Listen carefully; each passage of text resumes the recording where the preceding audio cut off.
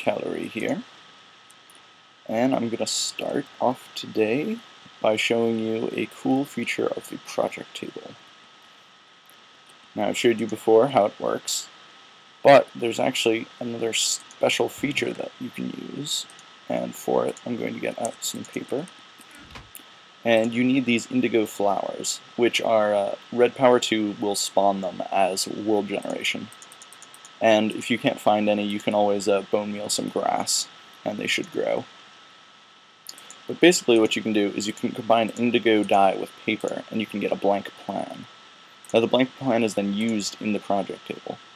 So currently it doesn't do anything, but here's just one example of the first blank plan I usually make in every game, in every modded game. So if I do this, you can see it's the recipe for a piston. But there's also this button here. This is write to plan. So I can do this, and now I have a piston plan. So if I take this out and take out all of these ingredients, there's nothing in the project table. And then if I put this here, you can actually see that there are these ghostly type of blocks. I can't pull them out, but these ghostly type of blocks, and it still has the recipe over here. Now, it shows this up because I actually have all of the ingredients in the crafting grid. However, if I do something like that, you can see that I no longer have the cobblestone, so it highlights it in red, and I can't pull the stuff out anymore. But if I put the cobblestone back in, I can actually grab a bunch of pistons as long as I don't run out of ingredients. Now, the reason I was going to do this is because today I'm going to make an episode on automation. So I noticed I had wood too late, but there we go. So for this, to start off, I'm going to get a bunch of sticks and craft them like that to get wood gears. Now, you can make plans of all sorts of things. I just happen to like making piston plans, because you need pistons for tons of different things in mods. So I'm going to get myself a couple redstone engines. I don't actually need many right now, but I'll probably be using more later on. And I'm going to show you the basics of Buildcraft pipes. So you can see I have a bunch of different pipes here. I have wooden transport pipes, cobblestone transport pipes, stone transport pipes, diamond, sandstone, and emerald. And basically, what the wooden transport pipes allow you to do is automatically pull out of chests and inventories. So I'm just going to throw half a stack of cobblestone in here, attach this redstone engine to it, and then apply a redstone signal. And you can see whenever that hits, whenever the engine moves all the way to the wooden pipe, it will actually pump out one cobblestone. Now this is hard to show because I have my digger's backpack on. But if I lock that for a minute, I can show you that I'm lagging a ton. I'll be right back when I deal with this lag. Hopefully that's a little bit better. So now we figure out what to do with these. So we have this wooden pipe pulling out currently cobblestone. Just for an example, you can pull out pretty much anything. So this will pull out any item from the chest from top to bottom. So it will actually pull out all of the cobblestone before it pulls out any of the oak wood. But you can actually connect this to some of these other types of pipes. So for this example, I'll use this cobblestone transport pipe, which is really cheap. You just need a cobblestone on each side of glass, and you get 8 of them. So it's really cheap and really easy to make. And as you can see, the wooden transport pipe will actually feed into the cobblestone ones, and then these cobblestone ones can actually feed into this chest. Now, there's no real relevance to it being pulling out cobblestone and transporting cobblestone, but that's just the most abundant resource I have. So if you'll see, it can pull out the wood just fine, and it can still go into this chest. The cobblestone transport pipe is just the most basic type of transport pipe. There's also stone transport pipe, which serves almost the same purpose. And you can see that the wood went into here. Except very, very slightly different. It's basically a little bit better in that something that I'll show you in a second. In fact, I forgot one type of important pipe, which is the gold transport pipe. Well, actually, it's not particularly important, but it's important because I wanted to show it to you guys.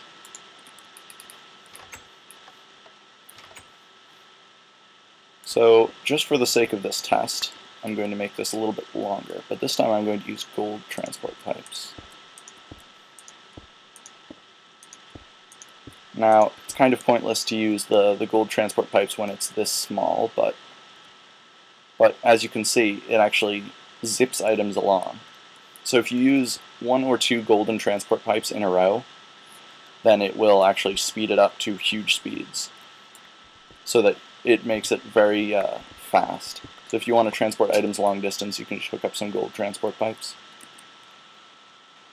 Now, if I just get my cobblestone transport pipes back up,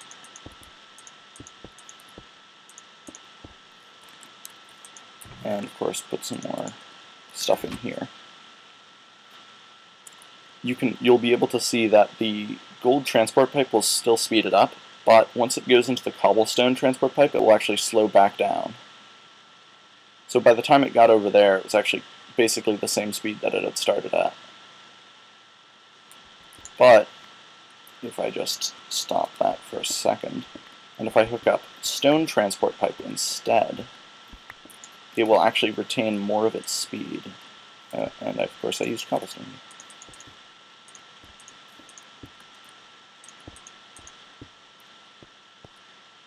So this might be hard to see on a track this short, but the cobblestone transport pipe slows it down more than the stone transport pipe.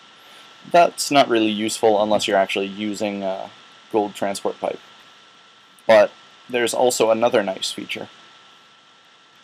But quickly before I do that, I'll introduce you to this. So you can actually hook up multiple pipes together. And what items will do is when they come to this intersection at this golden pipe, they will randomly pick a direction. Now this won't be even. So if I send like a stack of cobblestone through, each piece of cobblestone will be random. Will randomly go down one side. So it doesn't perfectly distribute 50-50, but it's based on pure chance. So if you put enough items through, you should get 50% going to each. But it's not something you should count on if you want like a perfectly even system. I'll show you a way that you can do that further down the line. But if you look at this, I'll move this over here, so that this becomes the intersection. Oh, and at an intersection, pipes know that they don't want to go back the way they came, so they'll just won't pick the way that they came from, except in a few specific circumstances. But I have this stone transport pipe laid down. But then if I do this, you can actually see that the stone and the cobblestone transport pipes don't connect to each other. So you can actually use this to run different lines to different areas, preferably. This is just an example. You wouldn't actually use it for this, because quite frankly there's no use in doing this, because basically it will split the items roughly 50-50, and then they'll both go into the same inventory. But you could do this to say, basically the cobblestone and the stone won't connect in any circumstances, but they will both connect to other types of pipes, such as this gold transport pipe or any of these other transport pipes. And I'll show you a little bit more practical way when I get this diamond transport pipe hooked up. And I'm also going to need another chest. So I'm going to put this chest right here. Of course that won't work. I'll put it over here. And then rather than having the cobblestone transport pipe go into there, I'm going to have it come over here and go into this chest. And you can see they still don't hook up. So that way anything that goes into this golden transport pipe will have a random 50-50 chance of going down and ending in this chest or in this chest. So I'm just going to grab my cobblestone out and put it into here and turn this back on. Oh, by the way, the redstone engine, which is right here, there are other types of engines you can use, but the redstone engine will only pull out one single item at a time, and it will actually pull it out each time each time one of these strokes finishes, and it will actually heat up, so it will stroke faster the more it's heated up. It takes a number of minutes to heat up completely, but it will heat up as long as you keep it applied with a redstone signal. So I'm going to replace this with a diamond transport pipe. You can see this looks really cool, it has fancy colors. And now I'm going to put alternating items. This is just for an example. You don't actually have to do this. Alternating wood and stone. And cobblestone, rather. So each time it will pull out the first item in the inventory. So currently this isn't configured at all, but if you right-click on it, you can actually see the GUI. And this is actually, as it says, filters. So you can actually tell items which direction to go when they enter this pipe. So for the sake of this, I'm going to tell green to accept cobblestone and white to accept wood. So this will make it so that every single wood block that comes through here will go up white, and every single cobblestone will go down green. So this way I can make sure that all of the cobblestone will go into this chest and all of the wood will go into that chest. This is only still in there from before I put in the wood and before I set up the diamond transport pipe. But if you look at this, you can easily see that all of the wood is going down the top one and all the cobblestone is going down the bottom one. So this is actually incredibly useful. You can use this to set up an entire sorting system if you want. But as another example, I'm going to put wood also in yellow. So as you can see, yellow is the path that it came from. So because two paths accept wood now, it will actually randomly pick between them. So when wood comes out of here, which of course it won't because it's empty, but when wood comes out of here, it will have, just like the transport pipes before, it will have a 50% chance of going down each of the directions that I set it to.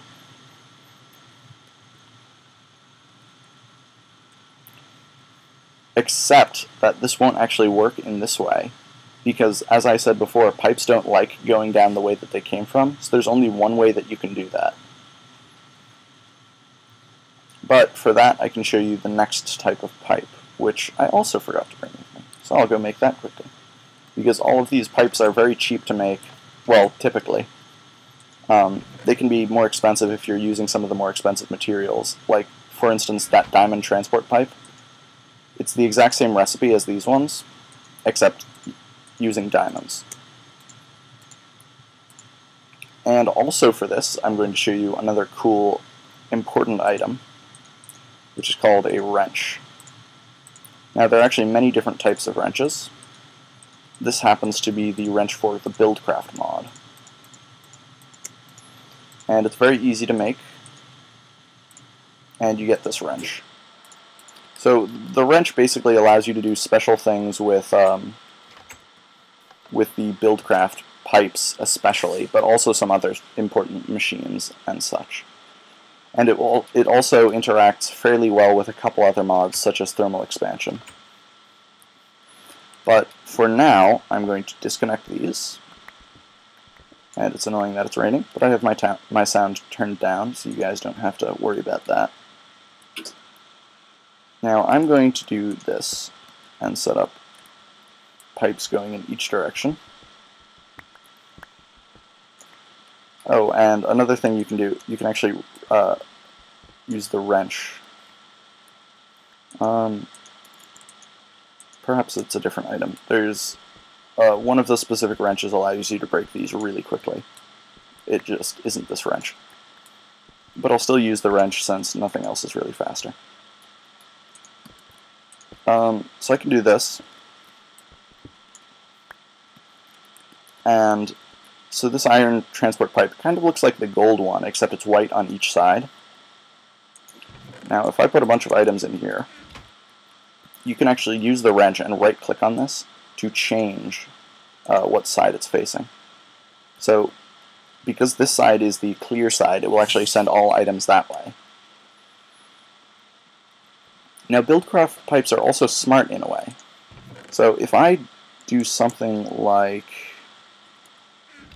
this, actually I can take these apples, which I actually got as a donation from somebody else, since I helped them with setting up a steam boiler, which I'll hopefully get to at some point in this series. But for now, you guys will have to wait. So I'm going to fill this up with apples. So basically, this stone transport pipe will realize that it can't put anything into this inventory, and it will basically disable that from being a valid output side for the pipe. So basically, all of this will just go down here because that's the only direction that it can go besides the way it came from. And then they'll actually come into this iron transport pipe again, and because that's the only clear side, they'll all go that way. Now I can change this. I think this is just a visual bug. Oh no, that's not a visual bug actually. That was it setting it to a side that doesn't actually exist.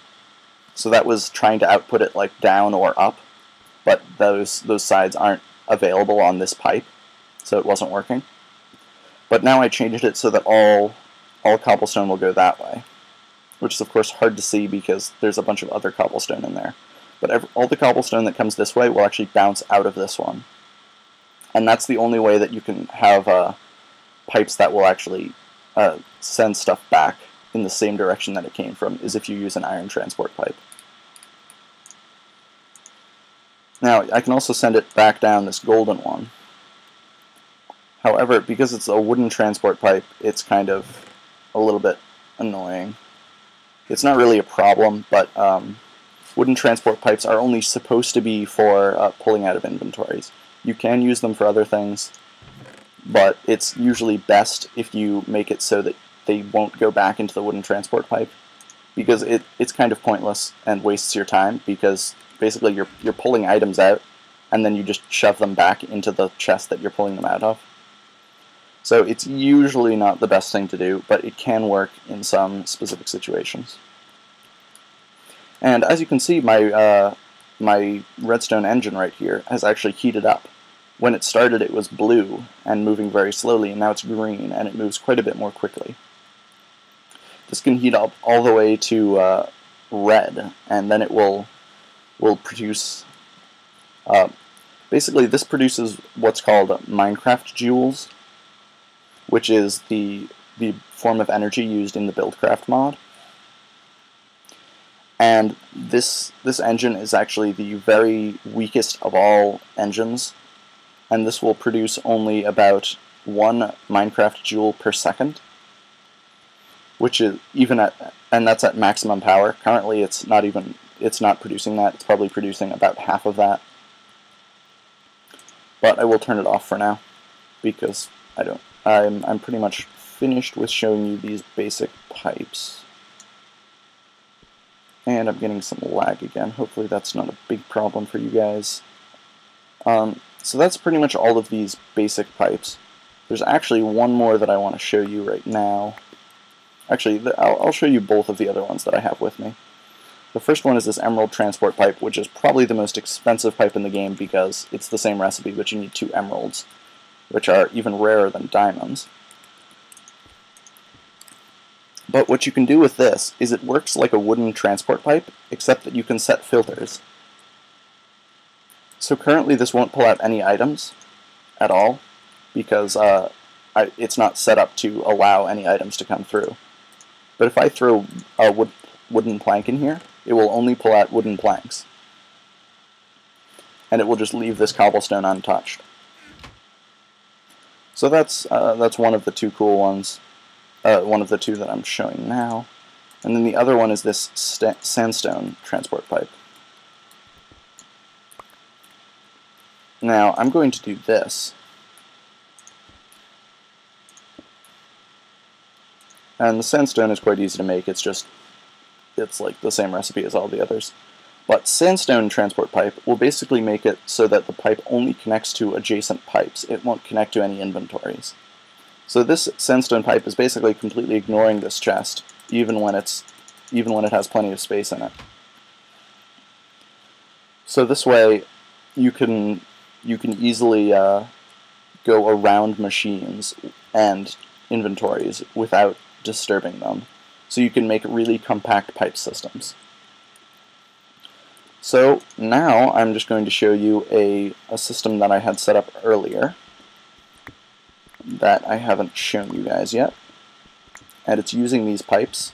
And it's basically just a convenience thing for me. It's not a big build or anything.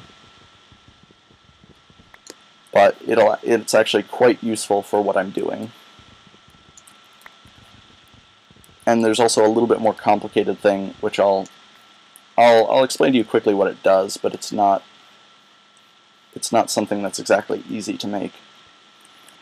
So with my crystallizers over here, you can see that one is completely done. So I'll fix that off camera later. But you can see that I have 5 sets of 13 each. So if you multiply that together, that is about 65, if I'm doing my math correctly. 65 reduced iron chunks. Now, each reduced iron chunk produces 1.5 crystalline iron, roughly. On average, it will produce 1.5. But the problem is that I already have 65 reduced iron chunks. If I multiply that by 1.5, I'm getting more than 90 crystalline iron. So the thing in the middle can only hold a full stack. So basically, I just need to pull these out. And different machines have different places that you pull them out from, and different places that you can put things into them from. But in this case, I'm going to use a wooden transport pipe on the top, which will pull out anything in this middle slot. And then I'm just going to put this here. Actually, no, I won't. I'm one block off. I'm going to put this here and put a lever on it. Well, actually, I won't even bother to do that. I can actually put the lever on the ground. I don't know what I'm thinking today. But then I'll do this. So this wooden transport pipe will be able to pull out crystalline iron. And it won't pull out any of the other items in the inventory. Now, what I can do with this is I can actually just put a chest here. You can see that a couple of it ejected already and just fell on the ground. But now the crystalline iron will go into this wooden chest. And the wooden chest obviously has 27 full slots. So even if this was completely full with 5 stacks of iron chunks, I would actually be able to put them all into there. And they would all fit. And basically I wouldn't have to come over manually and pull out the crystalline iron, because it would just do it on its own. I actually set up a bunch more furnaces because I was smelting a lot of things. Actually for this house that I've started over here. And also for that building over there, which as you can see looks very cool. A friend of mine is working on that. And hopefully I'll be able to show it to you guys sometime soon when it's better made. And also my own house, of course. This is hopefully going to be my main house. It's not nearly complete yet, but I'd say it looks pretty cool. This is actually red rock brick. Red rock is added by the Extra Biomes XL mod, and there are certain biomes which have basically a huge amount of red rock. Basically, rather than dirt, they'll just have red rock everywhere. I don't remember the name of the biome, unfortunately. So this is just a really simple system to stop this crystalline iron from overflowing in here. I'll show you this more complicated system, which some of you may understand, some of you won't. But hopefully I'll get to these things and explaining exactly how they work later down the line. So basically I showed you how the mixer requires water buckets in order to work. But I had no way of automatically getting the water buckets filled. So I basically had to manually come over and put water buckets in here. Now there are actually 3 very important components to this build. First is this hopper. The hopper will actually hold 4 items, up to 4 items, and will output automatically to any inventory below it. So if I just throw a few random items in here, you can see that those stone wafers, I'll explain what they do at some point, just get automatically outputted into this input slot. So you can see that all of my items drained from the hopper and into here. So that's the first important thing. Next is that this is basically a robot. You can do all sorts of programming and stuff. Here, the particular program that I'm running is right here. I can paste bin it if you guys want. It's extremely simple. And I'll give a quick explanation. If you don't understand, it's not a big deal. Basically, what this will do is it will, this while true do will basically do everything that's indented here over and over again forever. So it will call this function work, and then it will sleep for 10 seconds. And when it calls the function work, it will try to suck items from the inventory in front of it over and over again until it fails.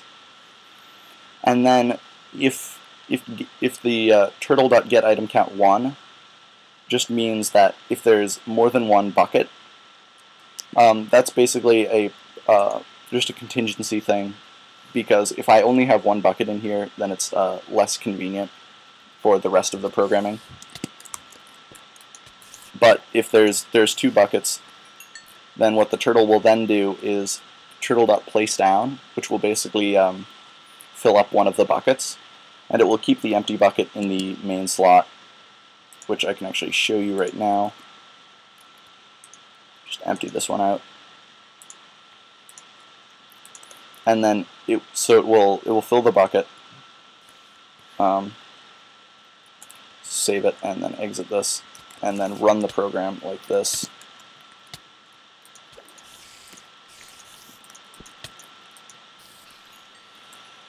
And then, oh, it's already late. Okay, yeah, I'll show you that so that you can see it. So every 10 seconds it will check to see if it has a bucket. It will run the work program and check to see if it has a bucket. And when it does, it will fill up the bucket. Now this emerald transport pipe, which I showed you guys earlier, is set up to only pull out the water buckets. So basically the turtle will grab any items that it can find in that output. So that includes all of the cleaned off gravel and the sludge.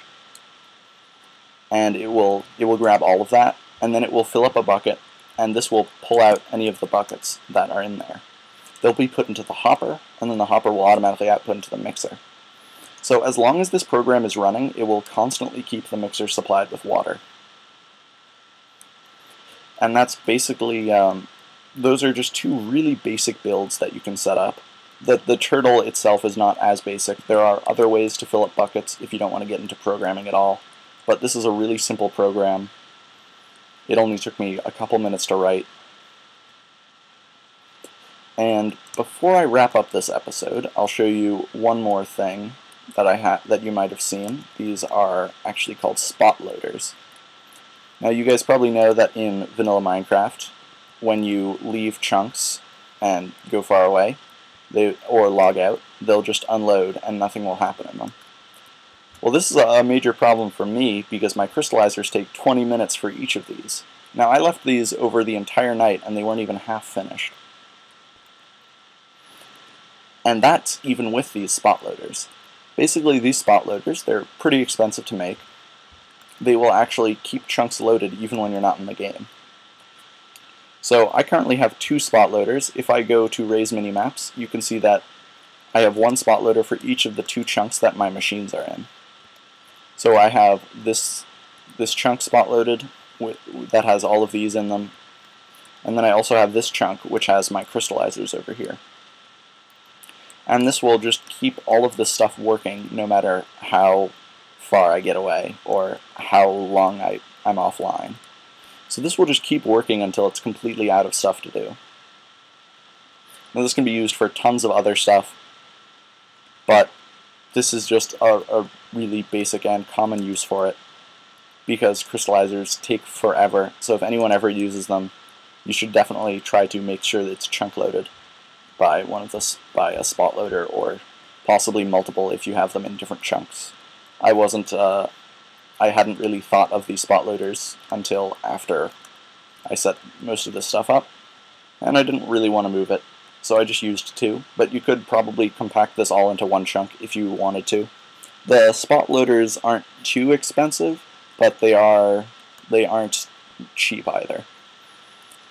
And lots of times servers will have rules about how many chunks you can keep loaded. For me, on this server, there's no hard limit, but if it gets a big problem, then you can destroy some. So I'll probably be using quite a few of these. There are also larger versions and different versions. This is from the Chicken Chunks mod, and there's also just a plain chunk loader, and that can either keep like a 1x1 space, a 1x1 chunk loaded like these ones can, or it can actually keep huge areas like 5x5 chunks. So it could keep like 25 or more chunks loaded if you wanted to. And you can also set up different patterns with that. But besides that, there are also other chunk loaders. This is just the one I was talking about, the chunk loader.